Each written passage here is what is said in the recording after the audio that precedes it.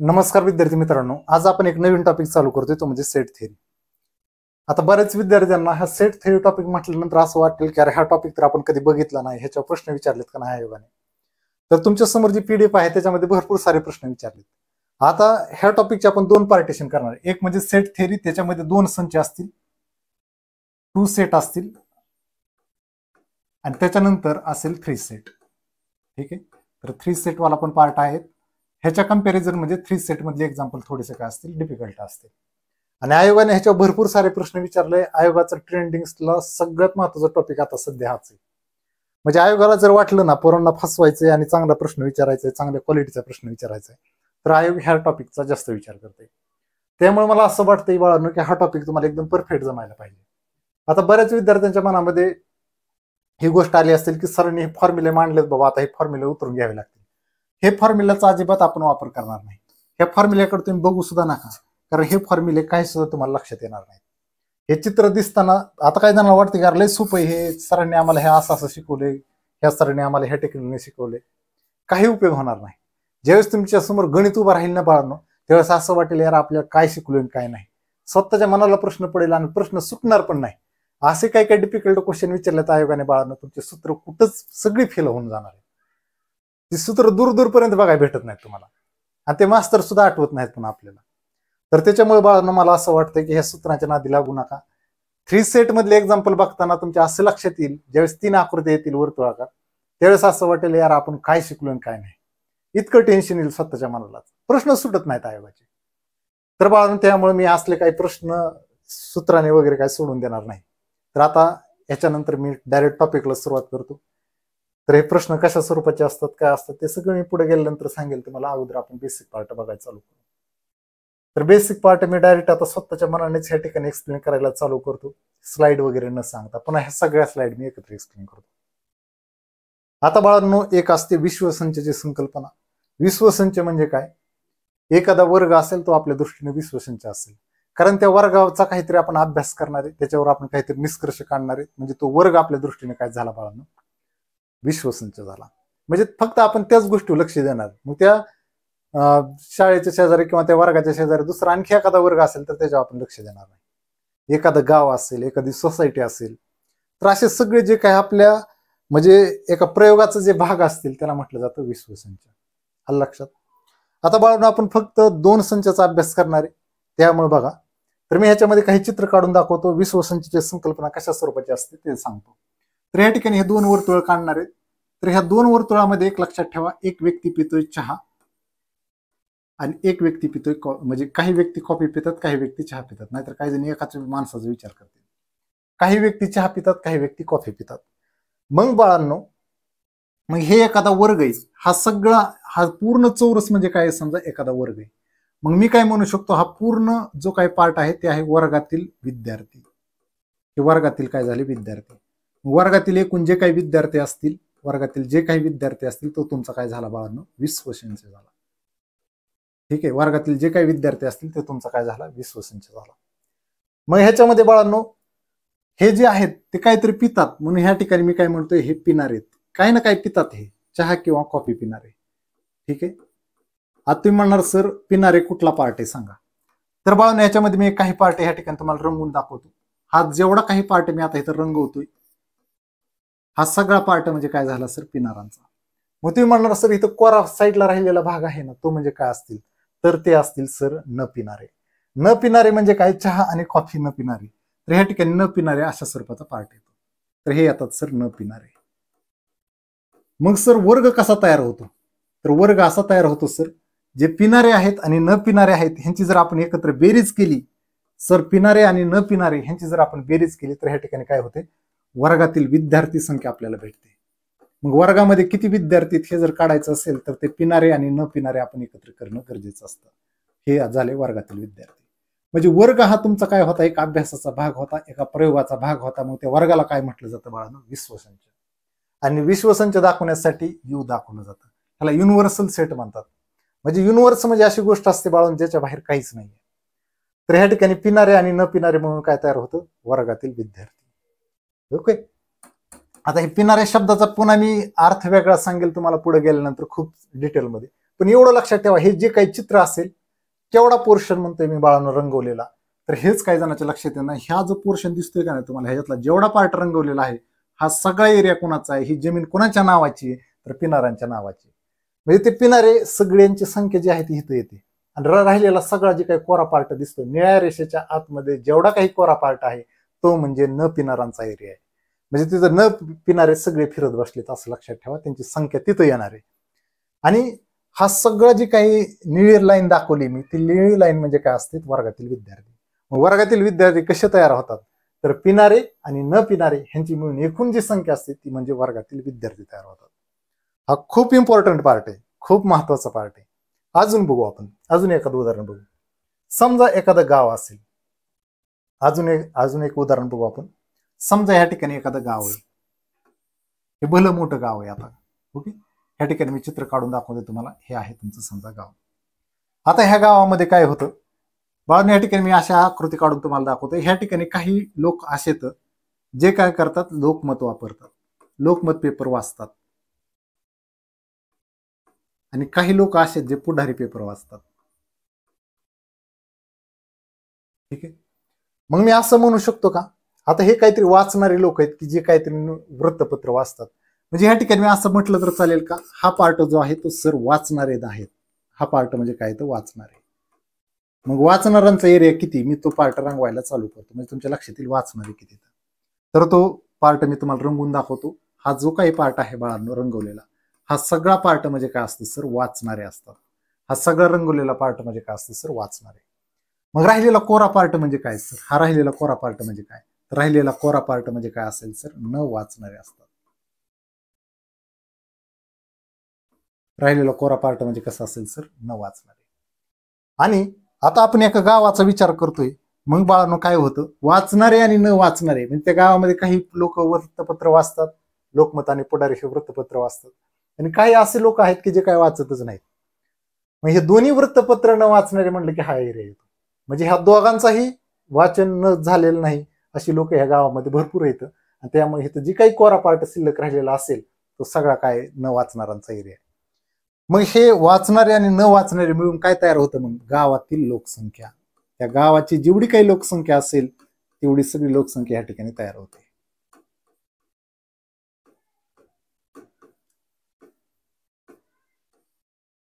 ठीक आहे, तर अशा स्वरूपाचा पार्ट आहे.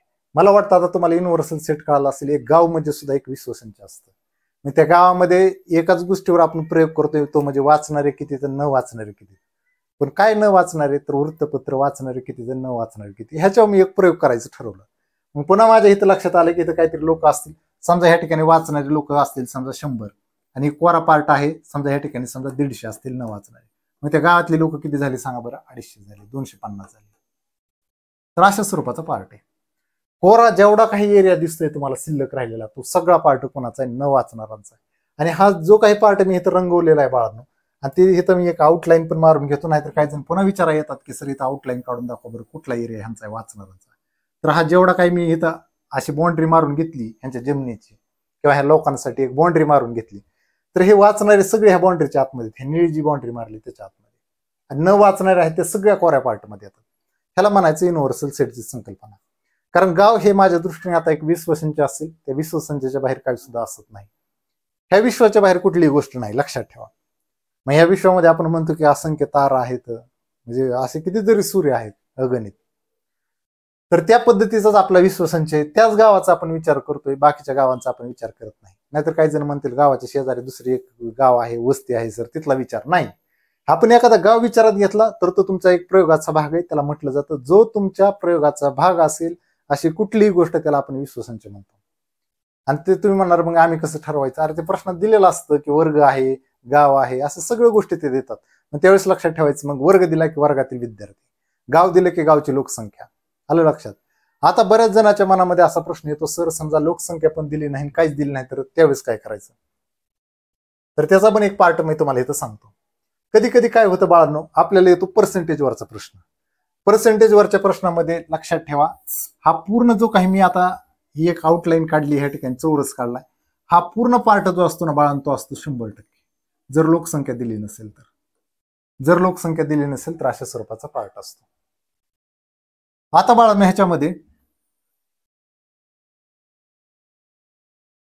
आता ह्या ठिकाणी मी समजा असं लिहिलं की ह्या ठिकाणी हिंदी विषय आवडणारे आणि ह्या ठिकाणी लिहिलं समजा मराठी विषय आवडणारे.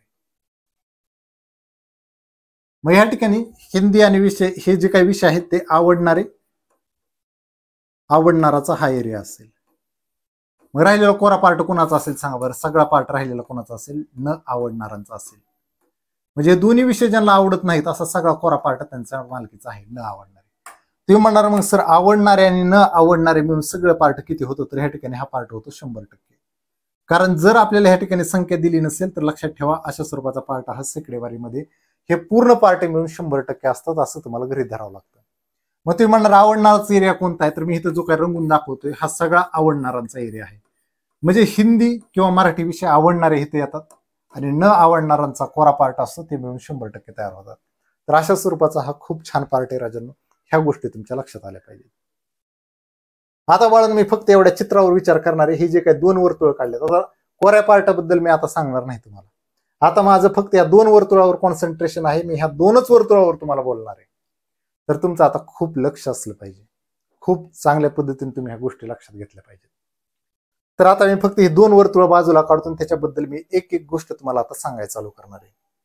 तर थोडंसं काळजीपूर्वक लक्ष द्या. त्यानंतर पुढच्या स्लाइड तुम्हाला अशा वाटतील की सर काय शिकवलंय राव तुम्ही, इतकं भारी वाटतंय आज. आणि तुम्हाला प्रश्न सुद्धा प्रत्येक जमणार ह्याची गॅरंटी माझी असेल. आयोगाचा एक नाही क्वेश्चन तुम्हाला जमेल ह्याची गॅरंटी माझी असेल. पण असं वाटतंय की अरे वा काय भारी वाटतंय आज. तुमचा स्वतःवरचा विश्वास असा होईल दृढ की आपल्याला असं वाटायला सुरुवात होईल की अरे मला सगळं जमतंय सर, आता तुम्ही काहीच सांगायची गरज नाही. बघा एक एक पार्ट सांगतो. आता बाळांनो मी फक्त ह्या गोष्टीवर विचार करणार आहे. ह्या ठिकाणी समजा इंग्लिश आणि ह्या ठिकाणी दुसरा विषय आहे समजा गणित. गणिताला जीच मानतो मी, नाहीतर काही जण म्हणतील ते जी कसं लिहिलं इंग्लिशला ईच का लिहिलं. जे सोपं वाटतं ते लिहा. तर काही जणाला इंग्रजी आवडतो, काही जणाला गणित आवडतो. आता तुम्ही म्हणणार सर हे आवडणार आहेत म्हणल्यावर न आवडणाराचा पार्ट कुठं असेल? तर बाळांनो मी तुम्हाला सांगितलंय हा पार्ट जर आवडणाराचा असेल तर न आवडणारे ऑटोमॅटिक इथे येतात सर. कोऱ्या पार्ट म्हणजे काय असतं सर? न आवडणारे असतात. न आवडणारे म्हणजे काय असतात सर? कोरा पार्ट म्हणजे न आवडणारे असतात. मग ह्याच्यामध्ये बाळांनो ह्याच्यात जर बघितलं या आकृतीमध्ये तुमच्या एक गोष्ट लक्षात आली पाहिजे. इंग्रजी आवडणारे किती तर ते म्हणणार हे पूर्ण वर्तुळ. या ठिकाणी मी असं दाखवलं तुम्हाला ABC असे 3 पार्टिशन केले किंवा ABCच्या ऐवजी मी त्याचे पार्ट देतो.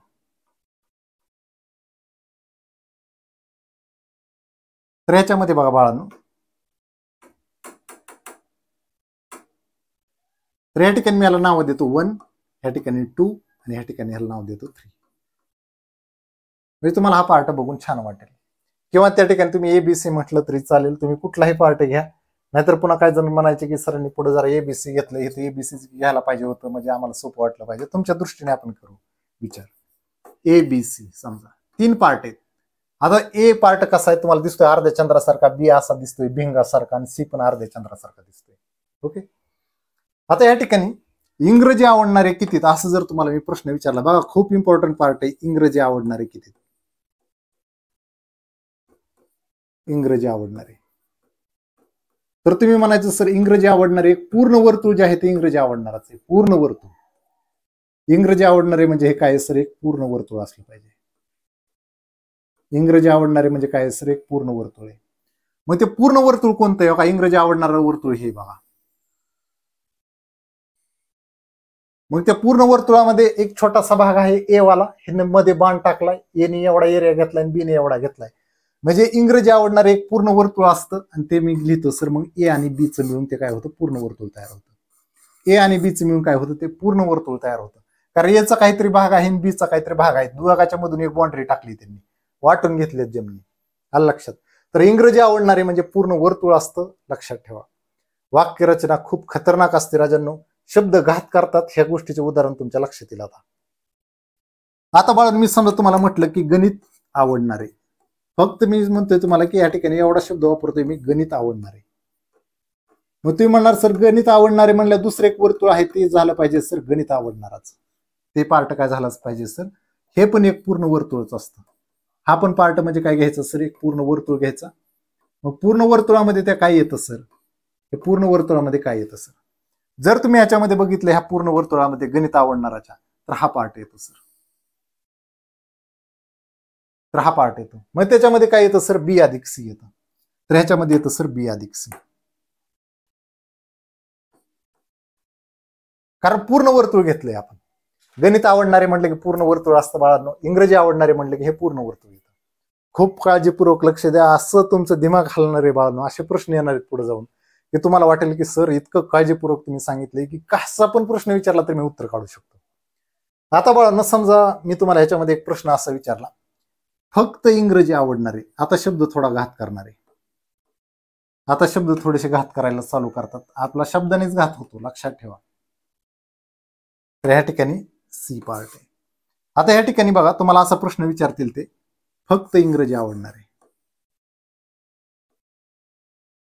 बघा वरचा प्रश्न सेमच पार्ट आहे, फक्त मी याच्यामध्ये शब्द टाकलाय, फक्त नावाचा शब्द टाकलाय मी याच्यामध्ये.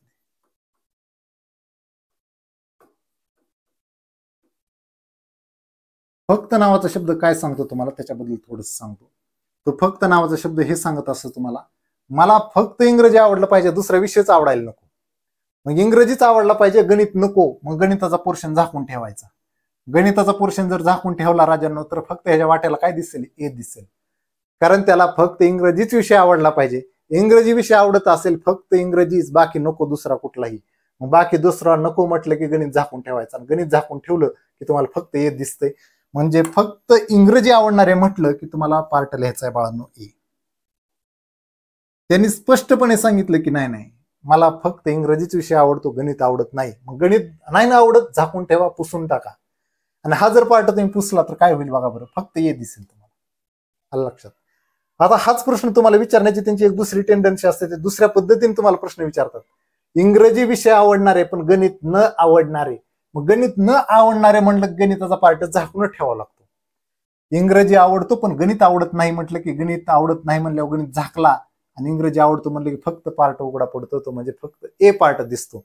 म्हणजे हाच प्रश्न तुम्हाला रिपीट विचारण्याचं एक त्यांचं टेक्निक आहे. त्यामुळे मी आणखी एका भाषेत लिहितो या ठिकाणी, इंग्रजी आवडणारे,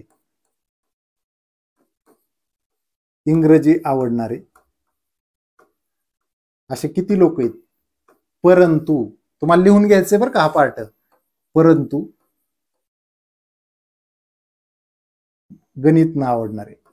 आता काही जण म्हणतील एवढं आम्हाला कळत नाही का. अरे बघा तुम्ही पुढे पुढे तुम्हाला असं वाटेल लिहून घेतलं असतं बरं झालं असतं, खूप महत्वाचा पार्ट होता.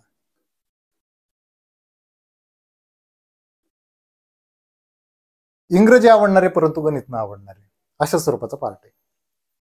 मग तुम्ही म्हणणार सर आता गणिताचा पार्ट हे आहे तसं मी खाली मांडू शकतो का. एकदम सिंपल आहे, तुम्ही आता हा पार्ट मांडू शकता. फक्त गणित आवडणारे, आणि फक्त गणित आवडणारे आता उत्तर तुम्हाला सांगता आलं पाहिजे. फक्त गणित, त्यांनी सांगितले दुसरा कुठलाच विषय आवडत नाही आपल्याला, फक्त गणित आवडतो. मग फक्त गणित आवडणारे किती.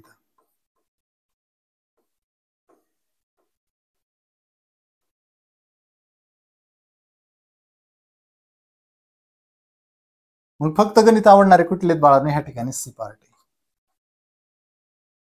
गणित विषय आवडणारे फक्त किती बाळांनो, सी. आलं लक्षात.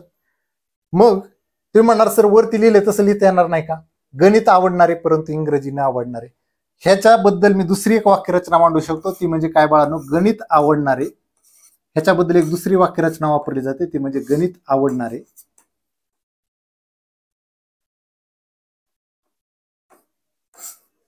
परंतु इंग्रजी न आवडणारे.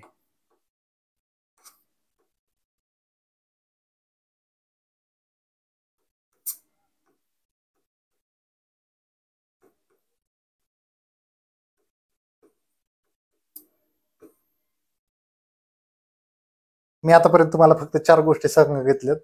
इंग्रजी आवडणारे, गणित आवडणारे, फक्त इंग्रजी आवडणारे, फक्त गणित आवडणारे. ह्या गोष्टी मला वाटतं सगळ्यांच्या क्लिअर झाल्या असतील. कोणाला काय डाऊट असतील तर आताच विचारून घ्या. ह्या पार्ट, ह्या आकृतीबद्दलचा पार्ट मी विचारात घेतो. ह्याच्याबद्दल काय काय तुम्हाला विचारलं जाऊ शकतं हे मी तुम्हाला सांगतोय राजांनो. हा बाकी राहिलेला कोरा पार्ट आहे तो न आवडणाराच आहे. जेवढा काही तुम्हाला बाजूला सगळा कोरा पार्ट शिल्लक दिसेल, ही आकृती सोडून बाकी राहिलेला जो काही आसपासचा सगळा एरिया आहे तो न आवडणारांचा आहे, हे लक्षात ठेवा. दोन्ही विषय त्यांना आवडत नाहीत असं सगळ्या एरियाचे विद्यार्थी हे बाहेर फिरत असतात ह्या कोऱ्या पार्टमध्ये. ह्यांच्या एरियामध्ये हे जात नाहीत इंग्रजी आणि गणिताच्या. आलं लक्षात. तुम्ही म्हणणार ठीक आहे सर, 4 वाक्य चांगली कळाली. इंग्रजीचा अभ्यास करणारे पूर्ण वर्तुळ, गणिताचा अभ्यास करणारे पूर्ण वर्तुळ, फक्त इंग्रजीचा अभ्यास करणारा ए पार्ट, फक्त गणिताचा अभ्यास करणारा सी पार्ट आणि दोन्ही विषयाचा अभ्यास करणारा बी पार्ट असतो. तर आता आणखी एक गोष्ट मला तुम्हाला सांगायची, तर ती आता ह्या ठिकाणी मी लिहून देतो. तर बघा कुठल्या कुठल्या गोष्टी मी सांगितल्या त्या तुमच्या लक्षात आल्या पाहिजेत. आता इथे मी सांगतोय इंग्रजी आणि गणित आणि शब्द आहे बरं का, शब्द घात करणार हा तुमचा, हा शब्द तुमचा घात करणार. इंग्रजी आणि गणित या दोन्ही विषयाचा अभ्यास करणार आहे किंवा हे दोन्ही विषय आवडणार आहे, कारण आवडणाराबद्दल चालू आहे.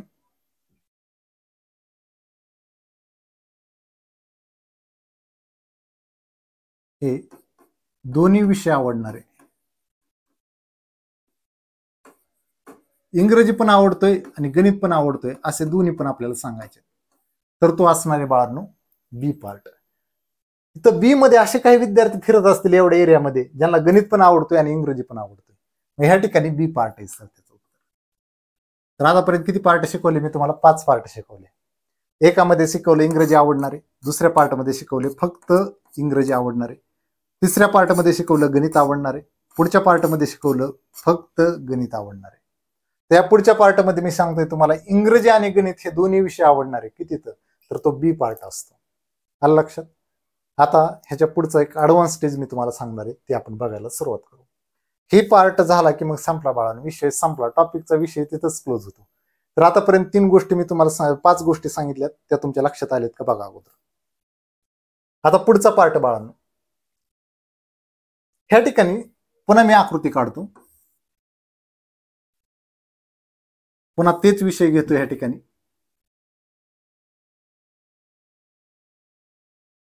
ह्या ठिकाणी इंग्रजी आणि पुन्हा असेल गणित. हा कोरा पार्ट म्हणजे काय सर? आवडणार आहे, न आवडणारे, सॉरी न आवडणारे.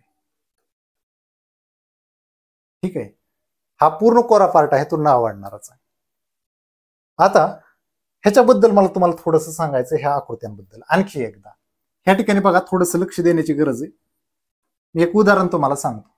समजा एखादा विद्यार्थी आणि त्या विद्यार्थ्याला 100 पैकी 100 मार्क पडले आणि एक विद्यार्थी असा आहे त्याला 100 पैकी 0च मार्क पडला. मला सांगा, तुम्ही असं म्हणणार आहे का 0 मार्क पडलं कमाल आहे बाबा त्याला 0 मार्क पडले, असं म्हणता का तुम्ही? नाही. एखाद्या विद्यार्थ्याला 100 पैकी 100 मार्क पडले तर आपण म्हणतो कमाल आहे बाबा, कसं काय पडले असतील 100 मार्क, कमाल आहे बाबा. आपल्या तोंडातून असा शब्द पडतो ना, कमाल आहे बाबा, इतके मार्क कसं काय पडले. मग जास्त कुठलीही गोष्ट असेल तर त्याला कमाल म्हणतात, लक्षात ठेवा. हे लक्षात ठेवण्याचं टेक्निक आहे. आणि किमान असेल तर ते 0 आहे राजांना. कमीत कमी गोष्ट असेल कुठली दाखवायची तर त्यासाठी शब्द वापरला जातो किमान. आलं लक्षात? बघा, जास्त असेल तर कमाल शब्द वापरतात आणि किमान नावाचा शब्द तेव्हाच येतो ज्यावेळेस कमीत कमी गोष्ट असेल तेव्हा. आणि किमानचा एक समानार्थी शब्द आहे ते पण सांगून जातो. किमानचा एक दुसरा समानार्थी शब्द आहे राजांनो, त्याला म्हणतात कमीत कमी. किमानचा समानार्थी शब्द आहे बाळांनो कमीत कमी. ह्यात थोडंसं लक्षात ठेवण्याची गरज आहे.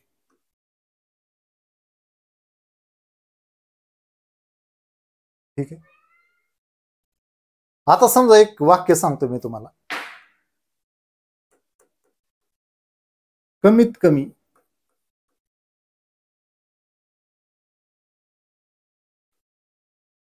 2 पाय असणारे. मी असं समजा एक शब्द वापरला, ह्याचा अर्थ काय? तर याचा अर्थ काय असतो बघा, ही गोष्ट मी खूप भारी पद्धतीने शिकलोय. तर मी मनात असं म्हणायचो कमीत कमी 2 पाय असणारे, आणि कमीत कमीच्या ऐवजी इथं शब्द कधी कधी द्यायचे किमान 2 पाय असणारे. काय शब्द द्यायचे ते?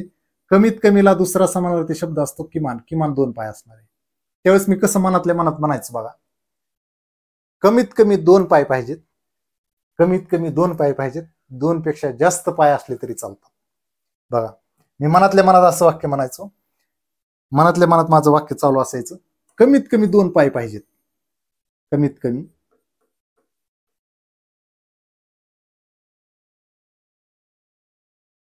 2 पाय पाहिजेत, किंवा 2 पाय असणार आहे.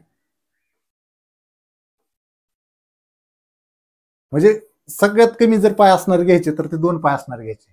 कमीत कमी 2 पाय असणारे आणि जास्तीत जास्त कितीही पाय असलेले, आणि शब्द मी पुढे टाकतो, आणि जास्तीत जास्त कितीही पाय असणारे.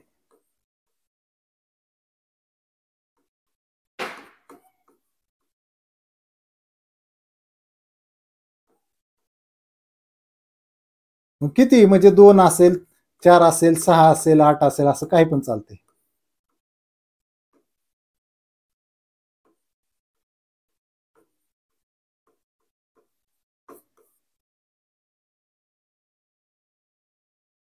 तर मनातल्या मनात आपण असं वाक्य म्हणायचं, कमीत कमी शब्द आला की लगेच म्हणायचं कमीत कमी 2 पाय असले तरी चालतील, जास्तीत जास्त किती पण. कमीत कमी 2 पाहिजेत, जास्तीत जास्त किती. हा शब्द मनातल्या मनात पुढे असतोच. ह्याच्या कधी पण लक्षात ठेवा, कमीत कमी शब्द आला की त्याच्या पुढे हे वाक्य असतंच. कमीत कमी 2 पाय पाहिजेत, जास्तीत जास्त कितीही पाय. मग असे कुठले कुठले प्राणीत ज्याला कमीत कमी 2 पाय आहेत आणि जास्तीत जास्त किती पण पाय? मग 2 पाय असणारे कोण आहेत सांगा बरं? माणूस, ज्याला 2 पाय आहेत. मग 4 पाय असलेला काय पार्ट आहे बाळांनो? 4 पाय असलेला गाय, बैल. मग मी तुम्हाला 8च सांगितली. 2 पाय असलेले घ्यायचे, त्यापेक्षा जास्त असलेले किती पण चालते. मग समजा झुरळ घेतलं, झुरळाला समजा 6 पाय, किंवा कोळी असेल, कोळ्याला समजा 6 पाय. पण आपण गोम घेतो, गोमाला तर खूप सारे पाय असतात, तर अशा स्वरूपाचा पार्ट. ज्याला पाय नाहीत असे घ्यायचे नाहीत, कारण त्यांनी सांगितलंय क्रायटेरिया, कमीत कमी 2 पाय, जास्तीत जास्त किती पण पाय चालतील. मग तर कमीत कमी शब्दाचा अर्थ अशा पद्धतीने असतो. किमान नावाच्या शब्दाचा अर्थ असा असतो. आलं लक्षात? तर हा पार्ट तुमच्या दृष्टीने खूप महत्वाचा आहे. मी ह्याच्याबद्दल थोडंसं सांगतच नाही तुम्हाला, आता जाऊ द्या हा पार्ट. तर मी किमान शब्दाबद्दल तुमच्याशी बोलतोय आता, बरोबर? तुम्ही म्हणाल सर ह्याचा खरंच उपयोग होतो का? खूप उपयोग आहे, खूप उपयोग आहे. 9वीत असताना संच टॉपिक मला होता सिलेबसला, मी गणित पाठ करून जायचो. अरे किमान शब्द कुठून येतोय, काय कमीत कमी नावाचा शब्द कुठून येतोय, टेन्शन यायचं आपल्याला. मला स्वतःला टेन्शन यायचं, ते गणित बघितले का वाटायचं अरे हे काय किमान म्हणते, कधी कधी कमीत कमी शब्द वापरते, कधी कधी तिसराच एक शब्द यायचा, आणि तो तिसरा शब्द कोणता आहे ते पण मी तुम्हाला पुढे गेला सांगणार आहे. तर मला वाटतं हा पार्ट तुमच्या लक्षात आला असेल.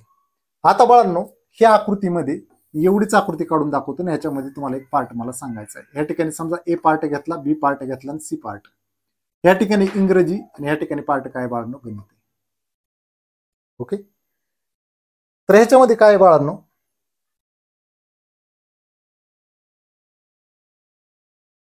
फक्त एक विषय आवडणार आहे किती?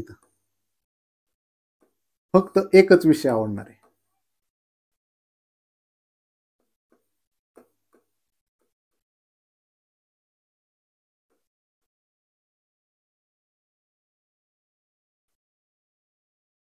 तर बाळांनो, ए ला फक्त एकच विषय आवडतो आणि सी ला देखील फक्त एकच विषय आवडतो. म्हणजे इथं जी काही संख्या असेल ना बाळांनो ए ची, हे ए आणि सी संख्या दाखवणार आहे. लक्षात ठेवा, आपल्याला भविष्यामध्ये हे पार्ट काय दाखवणार आहे? संख्या दाखवणार आहे. हा पार्ट मी सेव्ह करून ठेवतो, कारण काय होतं की लाईट गेल्यानंतर कधी पण हा पार्ट दागा देऊ शकतो. मी अगोदरच सांगितलेलं बरे, त्यामुळे मी तो पार्ट सेव्ह करून ठेवतो. कारण लाईट गेलेली त्यामुळे तो पार्ट दागा देऊ शकतो. बोर्ड कधी पण बंद होतो नाही. फक्त एकच विषय आवडणारे किती? मग ह्याच्यामध्ये ए आणि सी. ज्यांना फक्त एकच विषय आवडतो, दुसरा विषयच कुठला आवडत नाही, मग ह्याला पण एकच विषय आवडतो आणि ह्याला पण एकच विषय आवडतो, आणि अशांची संख्या जर विचारली फक्त एकच विषय आवडणार आहे, तर तुम्हाला ए पण पार्ट घ्यावा लागतो आणि सी पण पार्ट घ्यावा लागतो, कारण ह्यांना फक्त एकच विषय आवडतो. मला वाटतं ही गोष्ट क्लिअर झाली असेल. हा 6वा पॉईंट आहे मी आता सांगितलेला. कितवा पॉईंट आहे हा? 6वा पॉईंट. मी सांगितलं गणित आवडणारे फक्त गणित आवडणारे, इंग्रजी आवडणारे फक्त इंग्रजी आवडणारे, दोन्ही विषय आवडणारे हा 5वा पॉईंट होता ना. तर 6वा पॉईंट सांगितला एकच विषय आवडणारे. एकच विषय आवडणारे कुठले? ए आणि सी. ए ला पण फक्त एकच विषय आवडतो आणि सी ला देखील काय होतो? एकच विषय आवडतो. ए ही संख्या आहे राजांनो, आणि सी पण ही एक काहीतरी संख्या आहे. आलं लक्षात? आता मी हा पार्ट डिस्कस करणार आहे तुमच्यासोबत.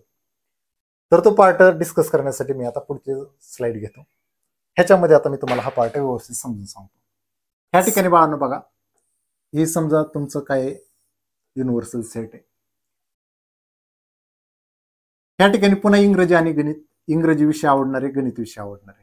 मला मॅथमॅटिक्स शब्द कळतो बाळांनो, पण आपल्याला कसं की मराठी माणसं आहेत आपण, इंग्रजी म्हणलं की ई लक्षात येतं, गणित म्हणलं की जी लक्षात येतं. मग बाळांनो, ह्या ठिकाणी ए आणि ह्या ठिकाणी बी आणि ह्या ठिकाणी सी.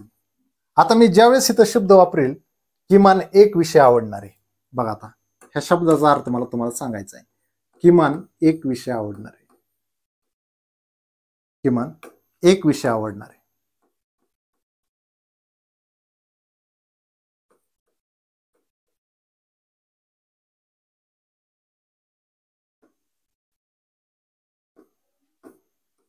लगेच तुम्ही काय म्हणलं पाहिजे, सर ह्या किमान शब्दाच्या ऐवजी मी असं पण लिहिलं तर चालेल का हो, कमीत कमी एक विषय आवडणार आहे. तर हे सुद्धा चालते, कमीत कमी, कारण किमान नावाचा दुसरा समानार्थी शब्द असतो बाळांनो कमीत कमी. कमीत कमी एक विषय आवडणार आहे. ह्या प्रश्नाचं आपल्याला उत्तर काढायचंय. ह्यांची संख्या किती हे आपल्याला काढायचंय.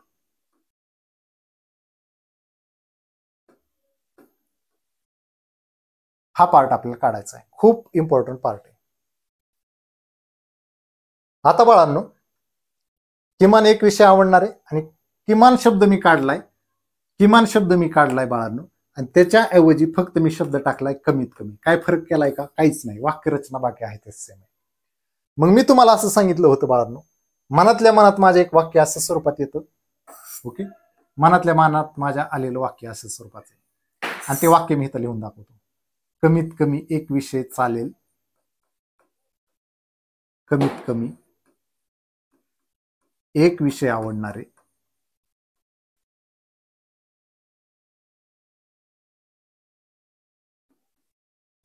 आणि ह्याला एक दुसरा जोडून शब्द येतो.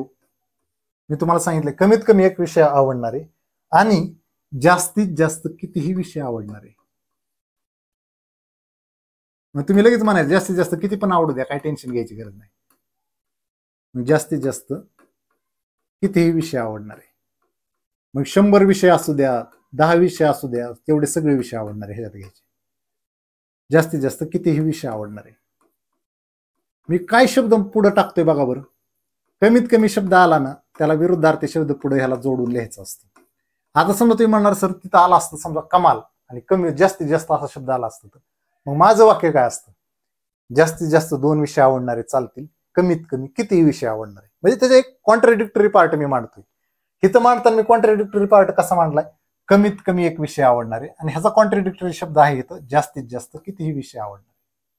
पण कमीत कमी एकच विषय आवडायला पाहिजे, जास्तीत जास्त मग 2 आवडू द्या, 3 आवडू द्या, 4 आवडू द्या, 5 आवडू द्या, 6 विषय आवडू द्या, 7 विषय आवडणारे किती बघायचं, 8 आवडणारे किती, 9 आवडणारे किती, असं चालतंय. पण आपल्याला इथं फक्त किती विषयांचा अभ्यास आहे, 2. मग मी काय लिहिणार ह्याच्यामध्ये, मग ह्या प्रश्नाचं उत्तर काढण्यासाठी मी ह्याचं बरोबर असं लिहिणार, ह्याच्यामध्ये आपण फक्त एक विषय आवडणारे घेतले तरी चालतील, फक्त एक विषय आवडणारे पण आपण घेतले तरी चालतील सर. कारण मी ते वाक्य मनात घेतलंय ना, त्याचा अर्थ असा होतो फक्त एक विषय आवडणारे, फक्त एक विषय आवडणारे. आणि पुढे आणखी काय येतील सांगा बरं सर. पुढं सर ह्याच्या असं येईल की दोन्ही विषय आवडणारे, हे पण ह्याच्यामध्ये येतील.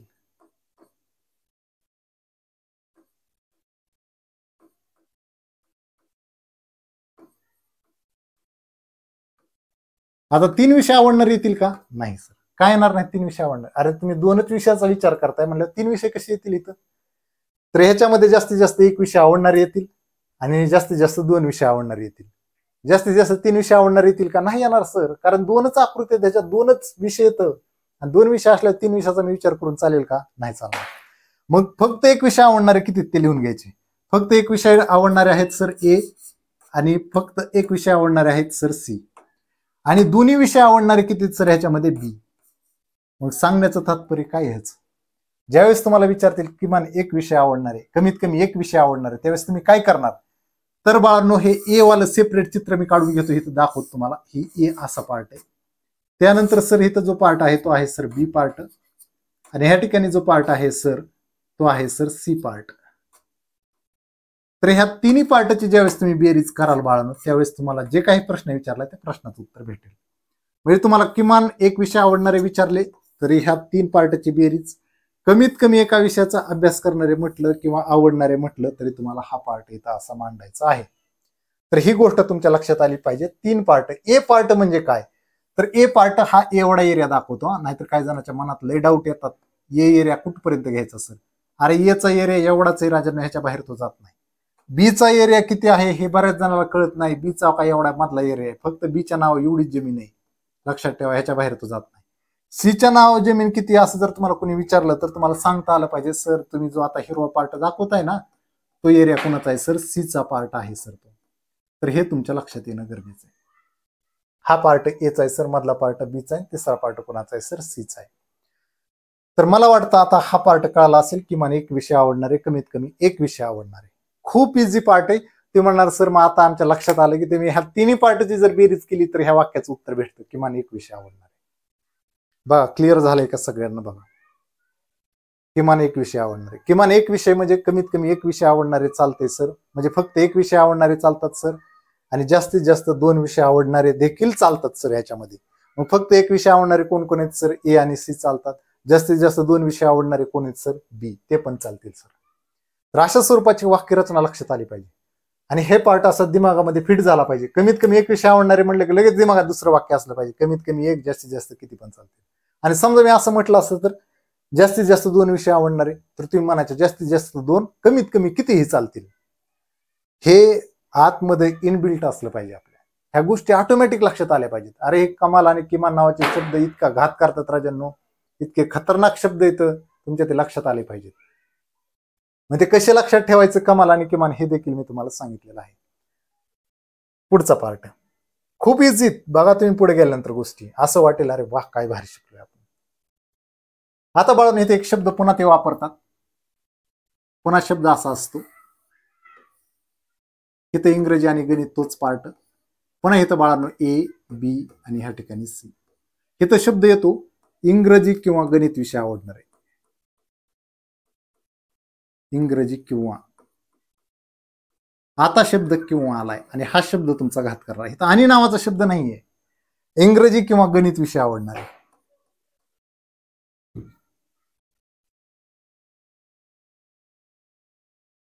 शब्द घात करतात, लक्षात ठेवा. माणसाचा घात शब्दच करतात राजांनो, लक्षात ठेवा. आपण शब्दावर किती विश्वास ठेवायचा हे लक्षात आलं पाहिजे. शब्दच बरोबर वापरले पाहिजे.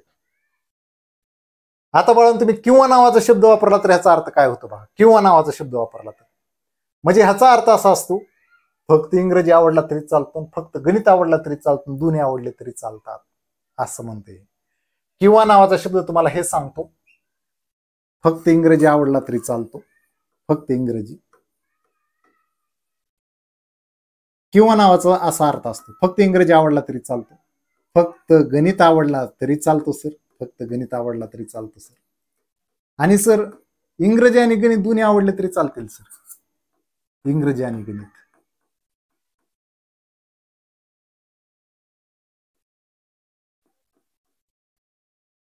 दोन्ही आवडले तरी चालतील. मी आवडणारा शब्द लिहिला नाही ह्याच्यात, कारण शॉर्टकट मध्ये लिहिलंय. मग या ठिकाणी इंग्रजी आवडणारे कुठला पार्ट आहे? फक्त इंग्रजी ए पार्ट आहे सर. फक्त गणित आवडणारा सी पार्ट आहे सर, आणि हा पार्ट म्हणजे बी पार्ट. दोन्ही विषय आवडणार. मग सर हे तर आपण बघितलंय हो थोड्या वेळापूर्वीच. ह्या तिन्ही पार्टची बेरीज म्हणजे काय आहे सर? तिन्ही पार्टची बेरीज. तर बाळांनो ह्याच्यासाठी एक पुन्हा मी सांगतोय तुम्हाला, ह्याचाच अर्थ असा असतो किमान एक विषय आवडणार आहे. ह्याचाच अर्थ असतो किमान एक विषय आवडणार आहे. पण तुम्हाला फसवण्यासाठी अशा स्वरूपाची वाक्यरचना देखील किमान एक विषय आवडणार आहे. आणि त्याच्याबद्दलच वापरलेली ही वाक्यरचना दुसरी वाक्यरचना आहे, इंग्रजी किंवा गणित आवडणार आहे. बघा तुम्ही पोरांना प्रश्न विचारून किमान एक विषय आवडणार आहे किती, आणि त्याला दुसरा प्रश्न तुम्ही हा विचारा, इंग्रजी आणि गणित विषय आवडणार आहे किती. तर पोरं जमनिंग मध्ये जातात, अरे काय सांगायला लागले, हा काहीच कळना झाले. बाळांनो ह्या दोन्ही वाक्याचा अर्थ सारखाच आहे, त्यामुळे इथे मी लिहितो बरोबरचं चिन्ह. ह्या दोन्ही वाक्याचा अर्थ सारखा आहे. समजा हे जरी वाक्य तुम्हाला दिलं आणि हे जरी वाक्य दिलं तरी काही टेन्शन घ्यायचं नाही, आणि किमान नावाचा शब्द काढून तिथं कमीत कमी शब्द टाकला तरी चालतो. मी तुम्हाला अगोदरच सांगितले कमीत कमी. ठीक आहे. तर मला वाटतं की आता तुम्ही ह्या गोष्टी क्लिअर झाल्या असतील तुमच्या. असं कोण आहे का ज्याला काही कळालं नाही? आणि नसेल कळालं तरी काय लय अवघड गोष्ट नाही, लेक्चर रिपीट करून बघायचं. आलं लक्षात? लेक्चर रिपीट करून बघायचं, अजिबात काय टेन्शन घ्यायची गरज नाही. ओके. आता तुम्ही म्हणणार सर आम्हाला तुम्ही जे काही शिकवले आता ते एका ह्याच्यामध्ये सांगून टाका. तर एकदम सिंपल आहे. मी तुम्हाला जेवढ्या गोष्टी शिकवल्यात तेवढ्या सगळे एकत्र सांगतो आता. पुढे एक चित्र येणार आहे, त्या चित्रामध्ये तर मी दाखवणारच आहे. तर बाळांनो, ह्या ठिकाणी जर तुम्हाला कोणी विचारलं, हे समजा हे चित्र काढलंय सर, इंग्रजी आणि गणित आवडणार आहे सर, इथं ए पार्ट आहे सर, बी पार्ट आहे आणि सी पार्ट आहे सर. ह्या तिन्ही आकृत्यांची बेरीज म्हणजे काय असते हो? आता हा पार्ट तुम्हाला क्लिअर झाला पाहिजे. ह्या तिन्ही आकृत्यांची बेरीज म्हणजे काय असते सर?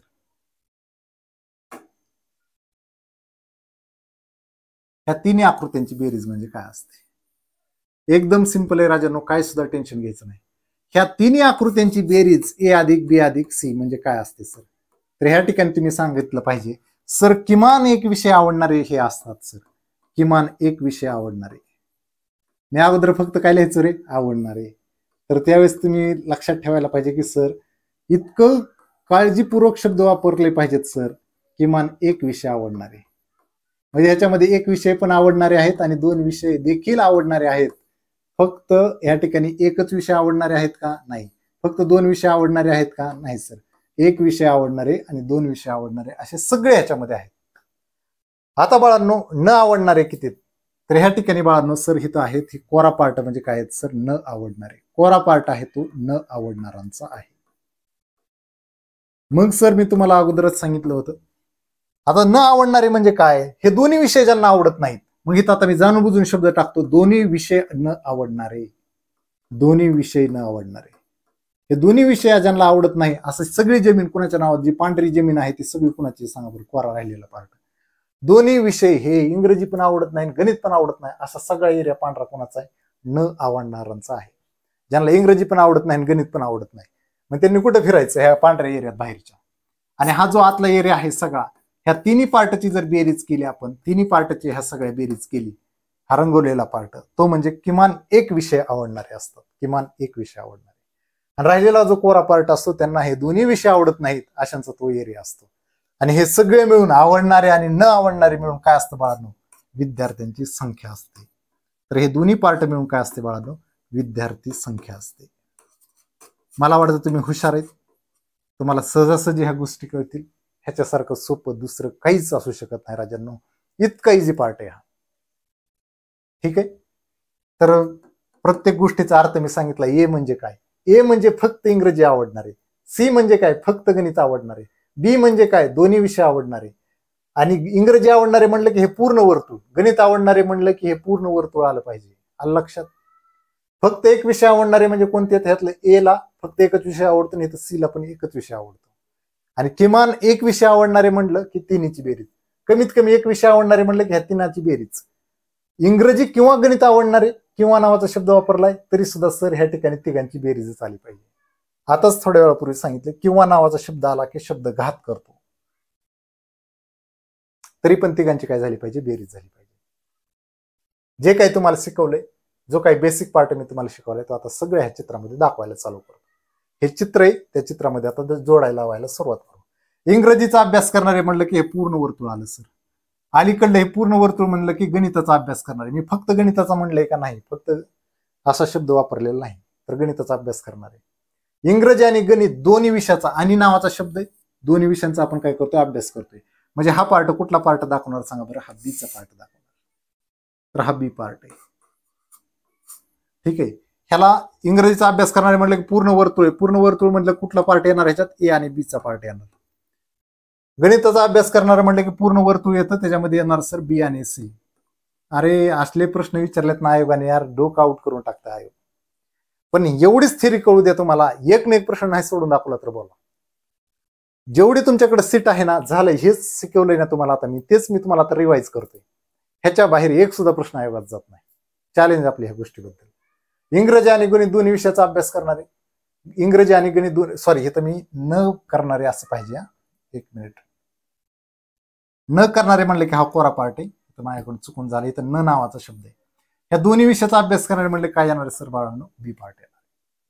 एवढीच थिअरी आपल्याला करायची बाळांनो, बाकी काही सुद्धा करायची गरज नाही. एकदम काळजीपूर्वक वाचायचं. आता बाळांनो पुढचा पार्ट बघा. हेच मी इथं दाखवले, कोरा पार्ट काय असेल. युनिव्हर्सल सेटची संकल्पना सांगितली. एखादी शाळा असेल, एखादं गाव असेल, त्याला युनिव्हर्सल सेट म्हणायचं आपल्याला. आता बाळा मी तुम्हाला हे युनिव्हर्सल सेटची संकल्पना सांगितली. हे पूर्ण जे काही रंगवलेला पार्ट आहे तो म्हणजे अभ्यास करणारे असतील, तर कोरा पार्ट काय असतील? अभ्यास न करणारे असतील. मग अभ्यास करणारे आणि अभ्यास न करणारे मिळून काय असतं सर, वर्गातील एकूण विद्यार्थी असतात. आलं लक्षात. रंगवलेला पार्ट आणि कोरा पार्ट ह्यांचा मिळून एक वर्ग तयार होतो, एवढंच तुम्हाला लक्षात ठेवायचंय. रंगवलेला पार्ट म्हणजे काय सर, किमान एका विषयाचा अभ्यास करणारे आणि हा अभ्यास न करणारे म्हणजे दोन्ही विषयांचा अभ्यास न करणारे, अशी वाक्यरचना आपल्याला वापरायची. कारण हा पार्ट 2 विषयाबद्दल बोलतोय, मग इथं आपण म्हणलं पाहिजे किमान एका विषयाचा अभ्यास करणारे. पण मी इथं तुमच्या लक्षात येण्यासाठी मी लिहिले अभ्यास करणारे आणि अभ्यास न करणारे. मग ह्याच्यामुळे आपल्याला ते सोपं वाटतं. त्यामुळे मी अशी वाक्यरचना जाणून बुजून चुकीची लिहितोय, म्हणजे ते जास्त पद्धतीने चांगल्या पद्धतीने लक्षात राहतं. असंच प्रकारचा एक युनिव्हर्सल सेट आहे इथं. आता इथं चहा आणि कॉफी समजा असतील, ही 2 पेय असतील, चहा आणि कॉफी. मग या ठिकाणी चहा आणि कॉफी आवडणारे असतील काही आणि न आवडणारे असतील, ह्यांची मिळून वर्गातील एकूण विद्यार्थी संख्या तयार होते. मग या ठिकाणी पेय पिणारे आणि पेय न पिणारे ह्यांची मिळून वर्गातील एकूण विद्यार्थी संख्या तयार होते. म्हणजे काही विद्यार्थी पेय पित असतील, काही पित नसतील. न पिणारे वेगळेच घ्यायचे, ज्यांना दोन्ही पण गोष्टी, आता पेय न पिणारे म्हणजे चहा पण नाही आवडत आणि कॉफी पण नाही आवडत, असे दोन्ही पण ते कोऱ्या पार्टमध्ये असतात. आणि रंगवलेल्या पार्टमध्ये चहा आवडला, फक्त चहा आवडणारे चालतात, फक्त कॉफी आवडणारे चालतात, आणि दोन्ही आवडणारे सुद्धा चालतात. ह्याला म्हणायचं पेय पिणारे. काय ना काय आवडतच आहे, त्याला म्हणायचं इथं किमान पार्ट आहे. हा किमान एक पेय आवडणारे किंवा एक पेय पिणारे, कमीत कमी एक पेय पिणारे, चहा किंवा कॉफी पिणारे, म्हणजे हे पार्ट येतो. लक्षात, तिन्ही पार्टची बेरीज इथं असते. तर इथं पण तेच आहे. 2 भाषा असतील समजा, तर भाषा बोलणारे आणि न बोलणारे म्हटले की वर्गातील एकूण विद्यार्थी संख्या तयार होते. मी युनिव्हर्सल सेटची संकल्पना तुम्हाला सगळी क्लिअर सांगितली, त्यामुळे काही टेन्शन घ्यायची गरज नाही. इंग्रजीचा अभ्यास करणारे म्हणजे हे पूर्ण वर्तुळ म्हणजे काय असेल बाळांनो, इंग्रजीचा अभ्यास करणारे. आणि हे पूर्ण वर्तुळ म्हणजे काय असेल बाळांनो, गणिताचा अभ्यास करणारे. सांगितलं हे पार्ट. आता तिथं काय उगाच डोकं लावत बसायची गरज आहे. पूर्ण वर्तुळ म्हणजे इंग्रजीचा अभ्यास करणारे, इकडलं पूर्ण वर्तुळ म्हणजे गणिताचा अभ्यास करणारे. बस एवढं समजलं, विषय संपला. बाकी जास्त दिमाग लावत बसायचं नाही. दोन्ही विषयाचा अभ्यास करणारे म्हटलं की हा मधला पार्ट येतो, बी वाला पार्ट. ठीक आहे, काही टेन्शन आहे का नाही? कारण तो गणिता इंग्रजीच्या पण एरियामध्ये येतो, गणिताच्या पण एरियामध्ये येतो, म्हणजे मधला पार्ट आहे तो दोन्ही विषयांचा अभ्यास करणाऱ्यांसाठी असतो सर. आता इंग्रजीचा अभ्यास करणारे म्हटलं की आपण हा पार्ट घेतलेलाच आहे. आणि आता बाळांनो थोडासा फरक मी केलाय, फक्त इंग्रजीचा अभ्यास करणारे. फक्त इंग्रजी आवडतो म्हणजे गणित आवडतोय का नाही? मग गणिताचा पार्ट काय कामाचा आहे तुमच्या, सांगा. गणिताचा पार्ट झाकून ठेवा ना. मग तुम्ही गणित आवडतच नाही त्याला, मग गणिताचा पार्ट झाकून ठेवलंय. फक्त इंग्रजीचा कुठला पार्ट राहिला? फक्त ए पार्ट राहिला. आणि त्यामुळे फक्त पार्ट दाखवताना अशा पद्धतीने दाखवला जातो. हा पार्ट तुम्हाला झाकून ठेवावा लागतो, कारण त्याला फक्त इंग्रजी आवडते, गणित आवडत नाही. मग गणिताचा पार्ट तुम्हाला झाकून ठेवावा लागतो. आणि गणिताचा पार्ट झाकून ठेवल्यावर फक्त इंग्रजीचा अभ्यास करणारे म्हटले कुठले येतं अक्षर? ए अक्षर येणार येतं. आणि इथं जर बघितलं इंग्रजीचा अभ्यास करणारे, तर हे पूर्ण वर्तुळ असतं त्याचं ए आणि बी. शब्द घात करतात राजांनो, इथं फक्त नावाचा शब्द वापरलाय, त्यामुळे थोडस जपून काळजीपूर्वक शब्द वाचत चला. त्यानंतर पुढचा पार्ट गणिताचा अभ्यास करणारे म्हटलं की पुन्हा मी सांगितलंय तुम्हाला हे पूर्ण वर्तुळ येणार ह्याच्यामध्ये. आणि आता शब्द वापरलाय मी फक्त गणिताचा अभ्यास. त्याला फक्त गणित आवडते, इंग्रजी आवडत नाही. मग इंग्रजी कशाला ठेवलं? इंग्रजी काढून टाका ना इथलं. मग इंग्रजी इथलं काढून टाकलं तर बाळांनो इथली अक्षर गायब झाली का नाही? ही बाकीची 2. कारण त्याला इंग्रजी आवडत नव्हतं म्हणून इंग्रजी काढून टाकलं. त्याला फक्त गणित आवडतं, मग कुठला पार्ट राहिला? फक्त सी पार्ट शिल्लक राहिला. बघा, हे प्रश्न विचारलेलेच आयोगाने, म्हणून मी घेतोय. इतके भारी प्रश्न विचारलेत आयोगाने राजांनो. हे शब्दामध्ये घात करता आयोग तुमचा, शब्दच कळत नाहीत पोरांना. आता फक्त एकच विषय आवडणारे कोण कोण येतं? ए ला पण फक्त एकच विषय आवडतो आणि सी ला पण फक्त एकच विषय आवडतो, म्हणजे या ठिकाणी घेतलं पाहिजे सर ए आणि सी. आता इथे इंग्रजी आणि गणित असं काय आहे ना, ते तुम्ही लक्षात ठेवा बरं का. मी आता ते रिपीट लिहित बसत नाही. फक्त एक विषय आवडणारे ए ला पण फक्त इथे एकच विषय आवडतो. इथं सी वाला पार्ट आहे, त्याला पण एकच विषय आवडणारे विद्यार्थी सगळे येते. मग त्या सगळ्याची बेरीज केली पाहिजे. ज्यांना एक एक विषय आवडतो असे सगळे एकत्र केले पाहिजेत. फक्त एकच विषय आवडणार आहे. आता मी इथं सगळं सांगितलंय. किमान एका विषयाचा अभ्यास करणारे घेतलं, कमीत कमी एका विषयाचा अभ्यास करणारे इथं घेतले, इंग्रजी किंवा गणित अभ्यास करणारे. मग ह्या तिन्ही वाक्याचा अर्थ सारखाच असतो, हे लक्षात ठेवा. आणि तिन्ही पार्टचा अर्थ सारखाच असतो, म्हणजे ह्याचा अर्थ होतो की या ठिकाणी ए अधिक बी अधिक सी ह्या तिन्ही पार्टची आपल्याला बेरीज करायची. ह्या तिन्ही प्रश्नाची उत्तर जर तुम्हाला विचारली तर ह्याचं उत्तर हेच असेल, ह्याचं उत्तर हेच असेल सर, आणि ह्याचं उत्तर देखील हेच असेल. थोडंसं वाक्यरचना लक्षात ठेवा. इथं किंवा नावाचा शब्द आहे. किंवा जरी विचारलं तरी बेरीज आहे, कमीत कमी एका विषयाचा अभ्यास करणारे म्हणलं तरी बेरीज आहे, किमान एका विषयाचा अभ्यास करणारे म्हणलं तरी सुद्धा बेरीजच आहे. खूप काळजीपूर्वक मी शिकवतोय राजांना. शब्द ह्या टॉपिक मध्ये घात करणार आहेत तुमचा, मी अगोदरच क्लिअर केल्या त्या गोष्टी. आता इथं सगळ्या प्रश्नाची उत्तर आपण मांडून घेऊ, म्हणजे तुम्हाला हा पार्ट आणखी चांगल्या पद्धतीने क्लिअर होईल. फक्त बेसिक सांगण्यातच पूर्ण लेक्चर जाते आज. तर या ठिकाणी इंग्रजीचा अभ्यास करणारे म्हणजे कोणते झाले सर? ए आणि बी झाले. गणिताचा अभ्यास करणारे म्हटलं हे वर्तुळ झालं सर बी अधिक सी, तर बी अधिक सी झालं सर. या ठिकाणी सर फक्त इंग्रजीचा अभ्यास करणारे म्हटले काय झालं सर? ए पार्ट झाला सर. आणि फक्त गणिताचा अभ्यास करणारे म्हटले कुठला पार्ट झाला सर? सी पार्ट झाला. इंग्रजी आणि गणित दोन्ही विषयाचा अभ्यास करणारे म्हटले कुठला पार्ट झाला सर? दोन्ही विषयाचा अभ्यास करणारा म्हटलं की बी पार्ट झाला. फक्त एका विषयाचा अभ्यास करणारे म्हटलं की ए आणि सी झाले सर. फक्त हे एकाच विषयाचा अभ्यास करतात, ए आणि सी. सर किमान एका विषयाचा अभ्यास करणारे म्हटलं, किमान एका विषयाचा अभ्यास करणारे, तर किमान एका विषयाचा अभ्यास करणारे म्हटलं की हे पूर्ण येतं सर ए अधिक बी अधिक सी येतं सर. ए अधिक बी अधिक सी येतं. ह्याला म्हणायचं किमान एका विषयाचा अभ्यास करणारे. तर एवढा पार्ट आपण बघितलाय. ह्या प्रश्नाचं उत्तर, ह्या प्रश्नाचं उत्तर, हे असं काय पण विचारता येत तुम्हाला, तर ह्या सगळ्या प्रश्नांची उत्तर तुम्हाला देता आली पाहिजे. आता बाळांनो मी तुम्हाला सांगितलं युनिव्हर्सल सेट म्हणजे काय? अभ्यास करणारे. पण अभ्यास करणारे म्हणजे काय? ह्या तिन्हीची बेरीज. तिन्हीची बेरीज म्हणजेच किमान एका विषयाचा अभ्यास करणारे इथं असतात. म्हणजे ह्या ठिकाणी असतं सर ए अधिक बी अधिक सी. अभ्यास करणारे म्हणजे काय? तर ह्या ठिकाणी ह्या तिन्ही पार्टची बेरीज असते. अभ्यास न करणारा हा जो काही कोरा पार्ट आहे, त्या कोऱ्या पार्टला समजा मी एक्स म्हणलं तर ह्या ठिकाणी येतं सर एक्स. म्हणजे या ठिकाणी ए अधिक बी अधिक सी अधिक एक्स बरोबर वर्गातील एकूण विद्यार्थी तयार होतात. कोऱ्या पार्टला सुद्धा काहीतरी किंमत असेल हे तुमच्या लक्षात यायला पाहिजे. तर हा पार्ट खूप चांगल्या पद्धतीने मी तुम्हाला सांगितलंय. आता आपण ह्याच्यावरचा प्रश्न सोडवायचा आहे. कशा पद्धतीने प्रश्न सोडवायचा आहे काळजीपूर्वक लक्ष द्या. 2 गणित मी घेणार आहे आता ह्याच्यामध्ये. पुढच्या लेक्चरमध्ये ह्याच्या पुढचे गणित आपण कंटिन्यू करणार आहे. पण अगोदर काळजीपूर्वक बघा, खूप इझी पार्ट आहे. असं वाटेल की यार खरंच ह्याच्या अगोदर आपण कधी शिकलो नाही. 100 विद्यार्थ्यांचा एक वर्ग आहे. किती? 100 विद्यार्थ्यांचा वर्ग आहे. 100 विद्यार्थ्यांच्या एका वर्गातील किती विद्यार्थ्यांचा वर्ग आहे? 100. 40 विद्यार्थी इंग्रजीचा अभ्यास करतात, 50 विद्यार्थी गणिताचा अभ्यास करतात, तर 15 विद्यार्थी दोन्ही विषयाचा अभ्यास करतात. असं वाक्यरचना सांगितली. बाळांनो इंग्रजीचा अभ्यास करतात म्हणजे या ठिकाणी पूर्ण वर्तुळाची किंमत 40 आहे. या पूर्ण वर्तुळाची किंमत किती आहे सर? 40. 50 विद्यार्थी गणिताचा अभ्यास करतात म्हणजे ह्या पूर्ण वर्तुळाची किंमत 50 आहे. पूर्ण वर्तुळाची किंमत 50. मी असं म्हटलंय का फक्त गणिताचा अभ्यास करतात? मी म्हणतोय बाळांनो गणिताचा अभ्यास करतात. किती लोक? 50 लोक. आणि 15 दोन्ही विषयाचा अभ्यास करतात. मग 15 दोन्ही विषयाचा अभ्यास करणार हे तर मध्ये मांडले. झालं. जे दिलेलं आहे ते फक्त मांडून घेतले. आता दिमाग लावायची काही गरज नाही तुम्हाला. बाळांनो इतका इझी पार्ट आहे, तुम्ही इतकी फास्ट उत्तर देऊ शकता. ह्या सगळ्या प्रश्नांची उत्तर आपल्याला द्यायची. आता कसं करायचं बघा. हा पार्ट आता हितनं पुढचा पार्ट आहे तो इतका खतरनाक आहे, तो तुम्हाला मंत्रमुग्ध करणार असेल. एवढ्याच गोष्टी तुम्ही ज्या प्रश्नात दिल्यात त्या मांडून घेतल्यात. वर्गातली एकूण विद्यार्थी संख्या 100 आहे, लक्षात ठेवा. आता कसं सोडवायचं सांगतो. बाळांनो आता काय करायचं, ह्या पूर्ण वर्तुळाची किंमत किती? 40 आहे. ह्या पूर्ण वर्तुळाची किंमत किती बाळांनो? 40 आहे. पूर्ण वर्तुळाची किंमत किती? 40. बाळांनो तुम्ही ऑलरेडी 15 इथं मांडून घेतले म्हणजे ह्या राहिलेल्या पार्टाची किंमत किती असेल? तर ह्या राहिलेल्या पार्टाची किंमत असेल सर 25. किती छान पार्ट आहे बघा. पूर्ण वर्तुळाची किंमत 40 आहे सर, एवढा पार्ट 15 आहे, तर राहिलेला पार्ट किती असेल सर? 25 असेल. त्याच्यानंतर सर त्याच्या पुढचा पार्ट. आता ह्या पूर्ण वर्तुळाची किंमत किती आहे सर? हा जो काही मी रंगवतोय तो वर्तुळ, त्या पूर्ण वर्तुळाची किंमत सर 50 आहे. 15 पार्ट इकडे आला सर. 15 पार्ट जर इकडे आला तर इकडे राहिलेला पार्ट किती असेल सर? तर राहिलेला पार्ट असेल सर 35. पूर्ण वर्तुळाची किंमत 50 आहे, राहिलेला हितला पार्ट 15 आहे, तर राहिलेला पार्ट किती असेल सर? 35 असेल. तर अशा स्वरूपाचा पार्ट आहे. मग बाळांनो किमान एका विषयाचा अभ्यास करणारे म्हणजे काय असतात? तर ह्या तिघांची बेरीज असते.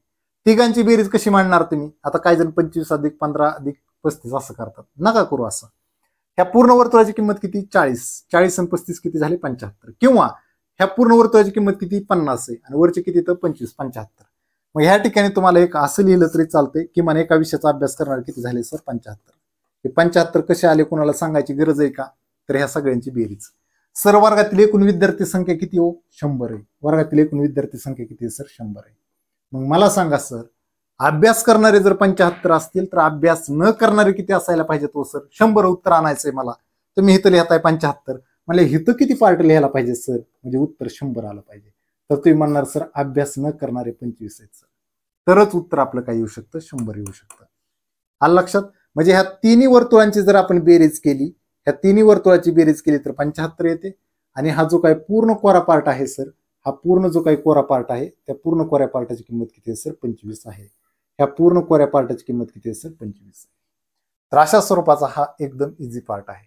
आणि ह्या सगळ्याची बेरीज जर आपण केली, ह्याची बेरीज केली तर 75 आली, ह्याची बेरीज 25 केली तर ती बेरीज 100 यायला पाहिजे, असा पार्ट आहे तो. त्यामुळे अभ्यास न करणारे किती झाले सर 25 झाले. आता विचारलेले प्रश्नाचे उत्तर देऊ तरी सुद्धा वरची काय काढले ते तुम्हाला जास्तीत जास्त विचारतील अभ्यास न करणारे, आणि विचारतील हे 2 प्रश्न. इंग्रजीचा अभ्यास करणारे ते विचारणार नाहीत, कारण ते 40 ऑलरेडी आहे, आपल्याला माहिती पूर्ण वर्तुळ 40. गणिताचा अभ्यास करणारे सर किती तिथं 50 आहेत, तर ह्या ठिकाणी मी 50 लिहून घेतलं. त्यानंतर फक्त इंग्रजीचा अभ्यास करणारे किती आहेत सर, फक्त इंग्रजीचा अभ्यास करणारे 25 आहेत सर. आणि फक्त गणिताचा अभ्यास करणारे किती आहेत सर 35 आहेत, तर ह्या ठिकाणी मी 35 लिहून घेतले. आता बाळांनो इंग्रजी आणि गणित दोन्ही विषय आणि म्हटले, आणि दोन्ही विषयांचा आपल्याला काय करायचा अभ्यास, तर हे दोन्ही विषयांचा अभ्यास करणारे किती सर 15 आहेत. 15 असे बाळांनो हे जे दोन्ही विषयाचा अभ्यास करतात. आता इथं फक्त एकच विषय अभ्यासाला घेतात असे किती इथं 25 आणि 35, तर ह्या ठिकाणी येणार सर 25 अधिक 35 हे फक्त एकाच विषयाचा अभ्यास करणारे आहेत, त्यामुळे इथं मी लिहून घेतले. त्यानंतर सर किमान एका विषयाचा अभ्यास करणार, किमान म्हटलं की कमीत कमी एक विषयाचा अभ्यास. पुन्हा दुसरा एक शब्द आहे त्याच्यासाठी इंग्रजी किंवा गणिताचा अभ्यास करणारे, 3 वाक्य सांगितले होते मी. किमान एका विषयाचा अभ्यास करणारे, कमीत कमी एका विषयाचा अभ्यास करणारे, किंवा मी सांगितलं होतं इंग्रजी किंवा गणिताचा अभ्यास करणारे, किंवा नावाचा शब्द टाकून. तर अशा तिन्ही कंडिशन मध्ये ह्या तिघांची बेरीज करायची असते 25 अधिक 15 अधिक 35. तर एवढे प्रश्न आपल्याला विचारू शकते आहे, हे पण विचारतील, हे विचारतील, हे विचारतील, हे विचारतील, असलं काही पण विचारू शकते. तर आपण इतकं तत्पर पाहिजे. आणि हा एक विचारू शकता की अभ्यास न करणारे पण किती. तर ह्या सगळ्या प्रश्नांची उत्तर आपल्याला देता आली पाहिजेत. हा पार्ट इतका इझी आहे. तर ह्या एक प्रश्न बघितला तुम्ही तर तुम्हाला इतका कॉन्फिडन्स आला असेल आता पुढच्या प्रश्नाला काही टेन्शन घ्यायची गरज नाही. असे प्रश्न नसते दन दन दन दन सुटत जातात. लक्षात. तर हा एक प्रश्न मी शेवटी डिस्कस केलाय. तर ह्याच्यानंतर आपण सेकडेवारीचे सगळे क्वेश्चन आपण पुढच्या लेक्चरमध्ये डिस्कस करतोय. तर ते लेक्चर बघितल्यानंतर तुमचा जे काही आत्मविश्वासाची जी लेवल आहे ती 25% असेल तर पुढे काय होईल 100% होईल डायरेक्ट. असं वाटेल की सर काय असलं टाइमपास शिकवता का, कशाला शिकवायची गरजच नाही तुम्हाला सर, आम्ही स्वतः करतो आता हे, असं वाटायला तुम्हाला सुरुवात होईल. मी अगोदर सगळे गणित सोडून देतो, त्यानंतर तुम्ही ती पीडीएफ बघा, पीडीएफ तुम्ही असे फेकून द्याला कचऱ्यात. तुम्ही म्हणणार सर आता डोक्यात बसले नाही, काही बघायची सुद्धा गरज नाही, मी एवढाच पार्ट अभ्यासाला करून जाईल, त्यानंतर हे कधी जीवनात बघायची गरज लागणार नाही. इतक्या भारी पद्धतीने तो सांगितलेला आहे. ठीक आहे, थांबू आपण. पुढच्या लेक्चरला आपण पर्सेंटेजवर गणित घेऊ आणि त्यानंतर नॉर्मल वाली गणित आपण पुढच्या पार्टमध्ये घेऊ. ठीक आहे, थांबू आपण.